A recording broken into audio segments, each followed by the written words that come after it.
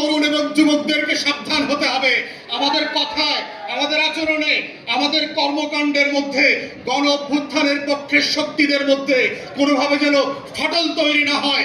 আমরা সবাই রাজনৈতিক প্রতিপক্ষ, কিন্তু রাষ্ট্র সাপেক্ষে, দিল্লি সাপেক্ষে, আওয়ামী লীগ সাপেক্ষে আমরা সবাই গণ অভ্যুত্থানের কাতারের সহযোদ্ধা। এই লড়াইতে বিএনপিও লড়াই করেছে, এই লড়াইতে এনসিপিও লড়াই করেছে, এবি পার্টিও করেছে, জামাত শিবিরও করেছে, চরমনাইও করেছে। তারা কেউ গণ অভ্যুত্থানের শত্রু না। কিন্তু আমরা দেখতে পাচ্ছি দিল্লি এবং কলকাতার বয়ান দিয়ে আজকে গণ অভ্যুত্থানের পক্ষে শক্তিগুলোর মধ্যে যে বিভাজনের রাজনীতি তৈরি করা হচ্ছে, এই রাজনীতি হচ্ছে দিল্লির রাজনীতি, নায়কদেরকে খলনায়ক বানানোর রাজনীতি, শত্রু সাপেক্ষে বাংলাদেশের স্বার্থ বিক্রির রাজনীতি।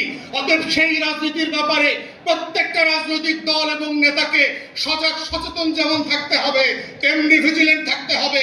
এই গণ অভ্যুত্থানের আপনারা যারা সম্মুখ সারির সহযোদ্ধা ছিলেন, পাশে পাশে বসে, প্রান্তে প্রান্তে বসে যারা লড়াই করেছেন, আবু সাইদ মুগ্ধের মতো যারা এখনো আবাবিলের মতো বুক চেতিয়ে বসে আছেন, লাল সবুজের পতাকার দিকে চুপটি মেরে যে তাকাবে শকুনের মতো, ওই শকুন চুপটি মেরে চোখ সহ তুলে দেওয়া হবে।